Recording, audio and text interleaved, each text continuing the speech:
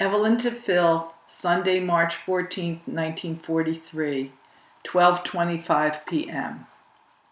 Precious, I waited so impatiently and eagerly for your call, and I wanted to tell you how much I love you, adore you, and want you. Then, all of that company walked in unexpectedly. Faye, Myra, she had a date with Ben, Bob, Lena, and Eddie. I began to realize that I wouldn't be able to have you all to myself, and I wanted to so much.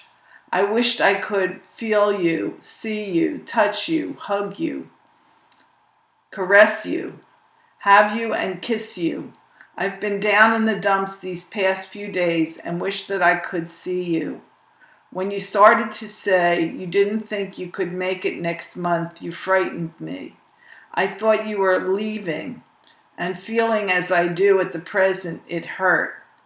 Baby mine, I miss you desperately, and it seems to me that instead of getting used to missing you, I'm going the other way.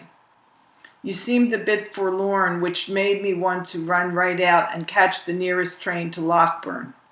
Everyone was listening to every word I said, and I dislike speaking my inner thoughts and feelings for you while I have an audience. I don't mind actions, but words sort of embarrass me. Are you sure you won't be able to come home, even for 3 days next month? And what about being shipped? Do you know anything about the latter? Page 2. I'm dying to see you already, let alone waiting an additional month or more. How's chances for a rating? You ought to have one by now. After all, it's almost 6 months since you left. 6 years for me. I saved Ben 24 hours, as I told you. He said he was leaving today. When I asked when he had to be back, he said on or before the 19th. Since it takes 4 days and nights, he doesn't have to leave till tomorrow, and he's not one bit sorry. This virus pneumonia that Yale had is a new type. 2 other fellows in the same camp also had it with Yale. Now that they are more or less progressed in health, the doctors are holding consultations with all 3. Yale is still too weak to be moved from the ward to a convalescent home. This type of pneumonia usually leaves you with something. Until he's completely well, he will be placed in limited service. All this is to be definitely decided upon tomorrow when the doctors give their final decisions. Lena said they will be home for the entire month of April. I guess that's providing he's well enough to make the trip. He dropped 30 pounds during his illness. Faye and I chatted a while, and she left early. She's in her 5th month, page 3, and has gained 11 pounds. She intends to join Morris shortly. About 11 p.m., Lena decided she wanted to go to Snyder's, 11th and Mervine, to have a snack. Bob didn't want to go, and they argued back and forth jokingly for our benefit. At any rate, at 11:10, the whole bunch of us, me included, were in Bob's car on our way to Snyder's.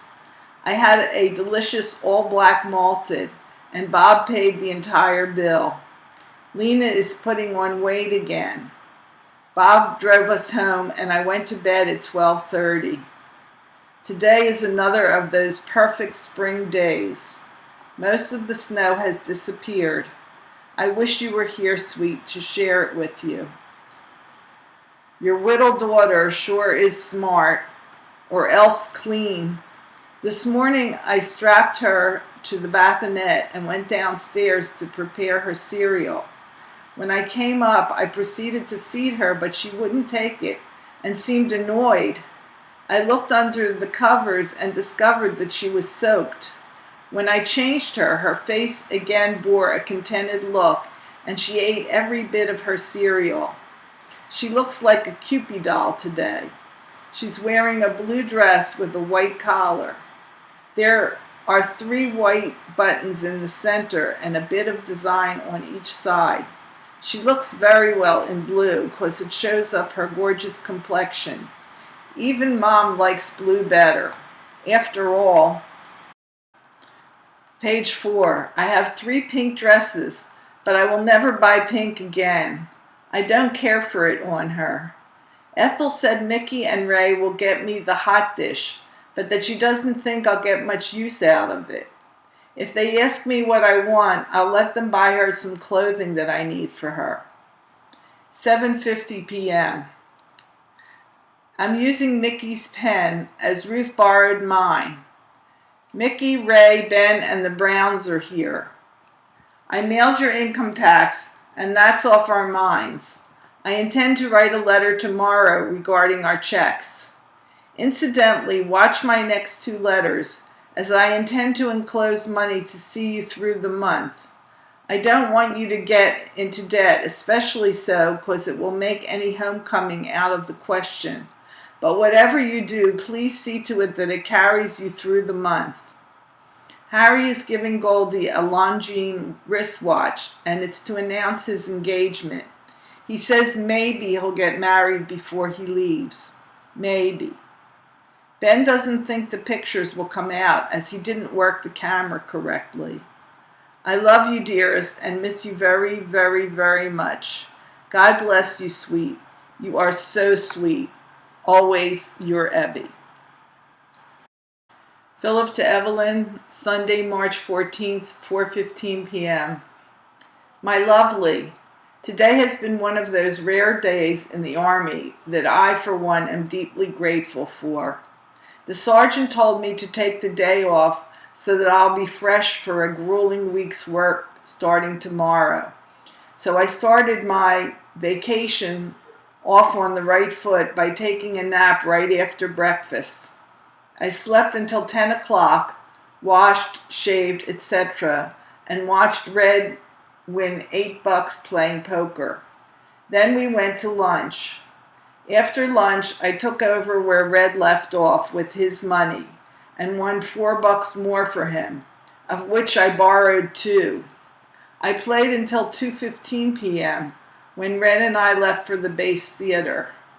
There was a free show, and what a show, put on by a company of colored nightclub entertainers. For a solid hour and a half, that theater and everyone in it was really jumping. What I mean. Singers, dancers, a jitterbug team, and a red-hot orchestra made up the show, and they were all terrific. The soldiers nearly tore the house down in their enthusiasm. I know the entertainers felt amply repaid for their unselfish efforts by the heartfelt enthusiasm evidenced by the boys. The officer of special services who was responsible for bringing them to the camp deserves a lot of credit too for his courage and understanding in permitting them to perform for the soldiers. Although the comedians were dirtily, if brilliantly witty, and a few of the girl dancers were utterly uninhibited in their desire to please. The important thing, as the officer well knew, was that the boys have fun regardless of the manner or mode of the entertainment. The result in this case more than justified his acumen in finding and permitting a show that he knew the boys would appreciate. That is why I say he deserves so much credit. Most officers would have dropped any idea of presenting a show of such doubtful morals at the first suggestion of a raw joke or a suggestive wiggle. But he had the guts, the courage of his convictions, and gave the boys a good time. Right now, I'm taking more ease while writing to you, my sweet. I am sitting in the day room and enjoying the Sunday symphonies at the same time. As a matter of fact, I'd be perfectly content at this moment, except for one thing. I miss the comfort and love to be found in the presence of my babies. Wherever I am and whatever I am doing, I miss them. Your letters are progressively more enthusiastic about our good-looking young daughter, and it makes me very proud to know that everyone who sees her, and you in particular, is pleased with her.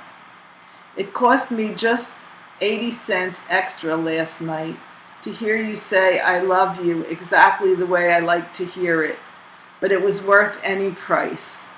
Till tomorrow then, my darling. I am your devoted Phil. P.S. Love to all.